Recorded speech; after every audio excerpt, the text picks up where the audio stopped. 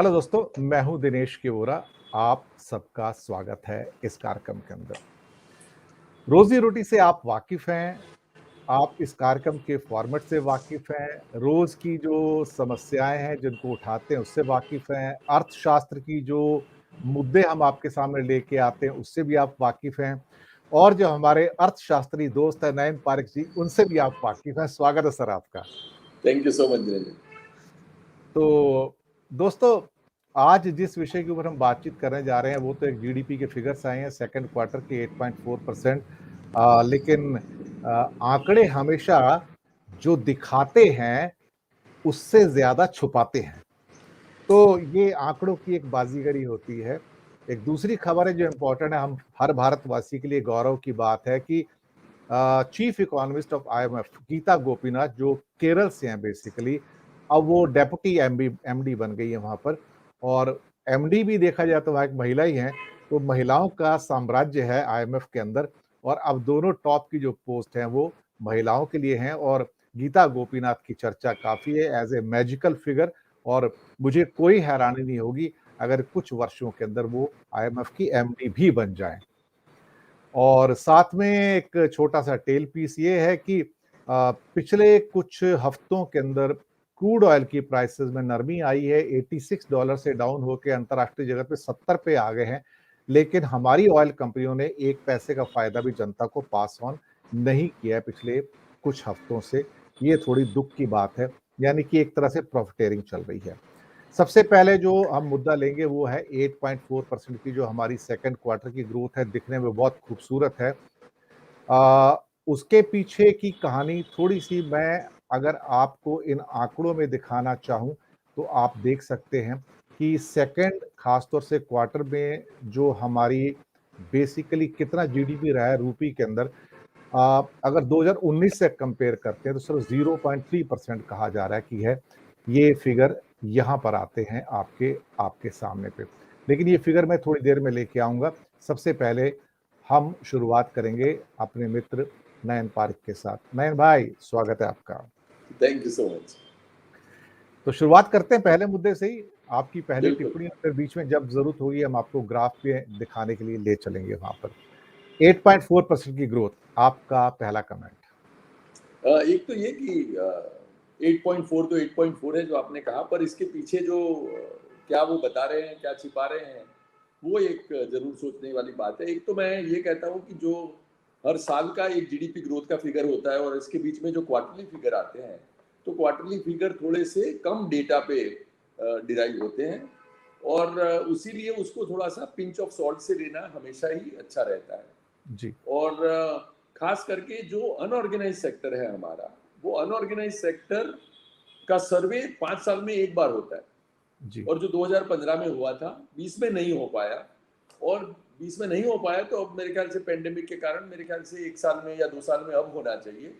तो unorganised sector, हम लोग जो ऑर्गेनाइज सेक्टर है उसका ऑलमोस्ट प्रॉक्सी करके गिन लेते हैं, जी which is not correct in the sense कि हमारे यहाँ अनऑर्गेनाइज सेक्टर है वो डिमोनेटाइजेशन और जीएसटी इम्प्लीमेंटेशन के बाद काफी सहमा हुआ है। जी और आपको बताऊं कि हमारे जो एमएसएमई सेक्टर है, एमएसएमई सेक्टर में जो मीडियम यूनिट्स है वो कहीं 6,000 है, जी। स्मॉल यूनिट्स है वो 6 लाख है, और जी। माइक्रो यूनिट है वो 6 करोड़ है। Oh my God. तो इसीलिए आप यदि देखें तो 99% हमारे माइक्रो यूनिट्स है, बिल्कुल जी छोटे छोटे छोटे छोटे। हमारे जैसे रोजी रोटी देखने वाले जो होंगे, या कोई अपना थैला चलाता होगा, कोई पान की दुकान लेके बैठा होगा, कोई चाय का अपना कारोबार लेके बैठा होगा, उस प्रकार के लोग हैं। और उनका महत्व इसलिए है कि वो लोग 98% ऑफ एम्प्लॉयमेंट प्रोवाइड करते हैं जी जो ये सेक्टर में है उसके। और उनकी हम लोग ये सर्वे में कहीं जीडीपी की जो ग्रोथ रेट है वगैरह में उनका कोई काइंड ऑफ इन्वॉल्वमेंट नहीं रहता, उनके आंकड़े हमारे सामने नहीं आते। इसीलिए जब हम आगे इसको डिस्कस करेंगे तब मैं 2-3 और सर्वे, एक तो सी वोटर सर्वे जो है, एक सीएमआई का सर्वे है, और एक आरबीआई का कंज्यूमर कॉन्फिडेंस सर्वे जो है, वो तीनों की बात लाके बताना चाहूंगा कि ये जो ग्रोथ रेट है उसके विजवी जो ये 4-5 हजार फैमिलीज ऑल ओवर इंडिया में कवर करते हैं, उस सर्वे में जो पिक्चर आती है और जीडीपी ग्रोथ से आती है वो बिल्कुल अलग है। और इसीलिए वो दोनों को साथ में लेके इस आंकड़े को समझना मेरे ख्याल से हमारे लिए ज्यादा इंपॉर्टेंट होगा।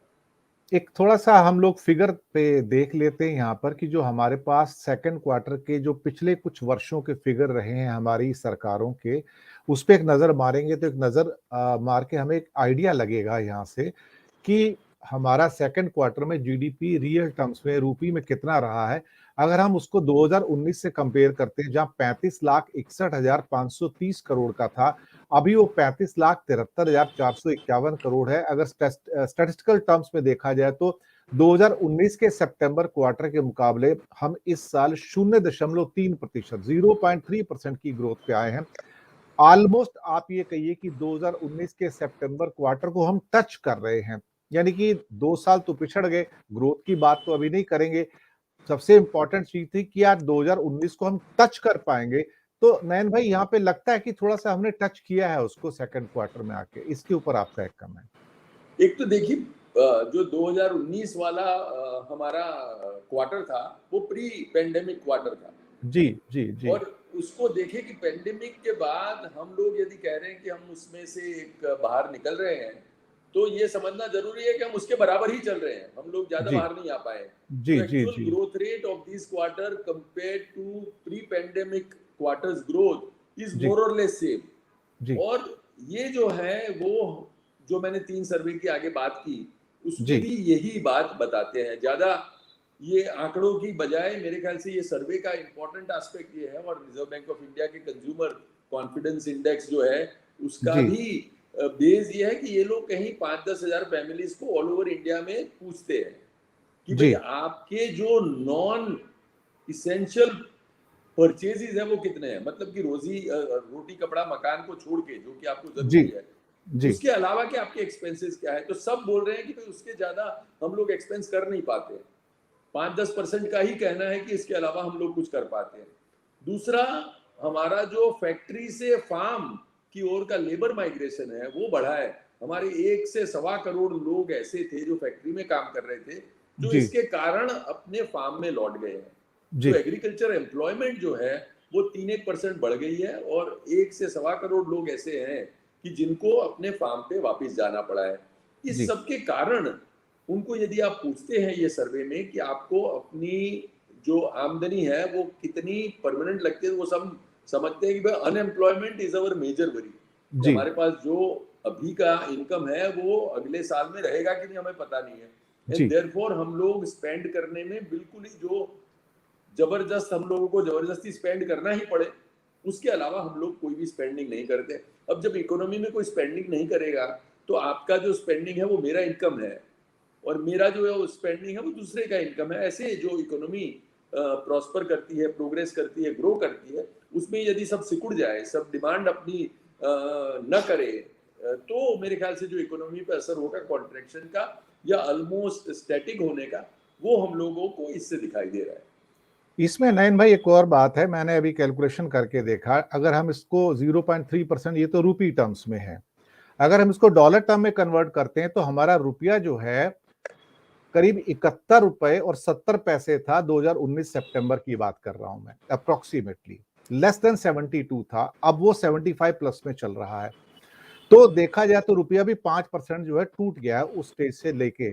तो अगर हम उसको डॉलर टर्म में कन्वर्ट कर देते हैं तो ये जो ग्रोथ है बेसिकली माइनस की अभी भी ग्रोथ है, ये प्लस की ग्रोथ नहीं है देखा जाए तो। बिल्कुल बिल्कुल फिर बिल्कुल हमारा सही। इंडियन रूपी का जो सर्कुलेशन है वो भी काफी बड़ा है, तो हमारा इन्फ्लेशन भी बड़ा है, तो हमारा रूपी कमजोर तो हुआ है उसके में।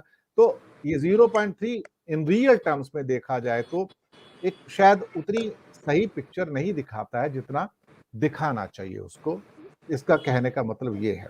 खैर चलिए, फिर भी संतुष्टि है कि चलो टचिंग पॉइंट पे ऊपर आ रहा है धीरे धीरे, वापस 2019 के लेवल पे छूने की कोशिश तो कर ही रहा है। उम्मीद करेंगे आने वाले समय में ओमिक्रॉन का असर ज्यादा ना रहे और कुछ थोड़ा बहुत बेहतर हो जाए, ताकि एक आम आदमी की पॉकेट, जो मेरा जैसा आम आदमी है और नयन पारिक जैसे जो खास आदमी है, इनकी अरे पॉकेट भी बेहतर हो जाए। अरे चलिए देखिए, हमने अपने अर्थशास्त्री मित्र को खास खास व्यक्ति में शामिल कर दिया है आज। और आगे चलते हैं दूसरे टॉपिक के ऊपर। गीता गोपीनाथ। हमारी ज़िंदगियों के साथ कई शख्सियत जुड़ी रहती हैं, उनका जो एक तरह से हम उनसे इंस्पायर्ड भी होते हैं। जब वो ज़िंदगी में कुछ हासिल करते हैं तो वो इंस्पिरेशन जो है हमारी ज़िंदगी में हमें ऊपर ले जाने का काम करते हैं, हमें भी कुछ प्राप्त करने का, हासिल करने का हौसला देते हैं। गीता गोपीनाथ जो चीफ केमिस्ट थी आईएमएफ की और काफ़ी उन्होंने शोहरत हासिल की, अब वो डेप्टी एमडी की पोस्ट पर आ रही हैं। भारत के लिए गौरव की बात है। और नयन भाई, आप खुद अर्थशास्त्री हैं, वो भी एक अर्थशास्त्री हैं, तो फ्रेटर्निटी तो सेम ही है, तो आपको भी बधाई हो और गीता गोपीनाथ को भी बधाई हो। आपका कमेंट? अरे सब इंडियंस को बधाई हो, ये मेरे ख्याल से बहुत अहम बात है। और ये जो है वो फर्स्ट डेप्यूटी मैनेजिंग डायरेक्टर बोलते हैं, जी, जी, जी, एफडीएमडी, मतलब ये जी, मैनेजिंग डायरेक्टर से बिल्कुल एक पोस्ट नीचे है। जी, और जैसे आपने कहा ये जनवरी से वो चार्ज देगी और 3 साल के लिए पीरियड था। 3 साल पहले चीफ इकोनॉमिस्ट रह चुकी है, तो आईएमएफ से काफ़ी वाकिफ है। और जो वर्ल्ड बैंक बाकी के देशों के लिए, IMF is more focused on Europe. तो यूरोप में मेरे ख्याल से हमारा प्रभाव, जब हमारी खुद की एक जो पहले केरला के चीफ मिनिस्टर की इकोनॉमिक एडवाइजर रह चुकी है, वो यदि आज वहाँ इतने ऊंचे स्थान पे पहुंचती है, तो मेरे ख्याल से यूरोप पे हमारा इंडिया का प्रभाव बढ़ने का पूरा चांस है। मैं ये जी, भी समझ रहा हूँ कि ये अभी 3 साल के बाद वापस जा रही थी हार्वर्ड में, जहाँ वो पढ़ा रही है पिछले 15 साल से। और इन्हें मेरे ख्याल से उनको एक रोकने का प्रयास ये है कि वो वापस एकेडेमिया में चले जाएं, और ऐसा जो ब्राइट माइंड है वो वहाँ चला जाए एकेडेमिया में। उसकी जगह एक आईएमएफ में वो उनका एक पाथ नज़र आ रहा है मेरे ख्याल से, from chief economist to FD, MD and to perhaps MD. और वो एक हमारे सबके लिए बहुत ही गौरव की बात है। और मैं समझ रहा हूँ कि उसके साथ जो अभी तक की बात थी कि हमारे जो इंडियन सीईओज थे वो ग्लोबल कंपनियों पे राज करते थे, और वो कर रहे हैं आज भी। अभी लास्ट हुआ कि ट्विटर में भी हमारे पराग अग्रवाल आ गए।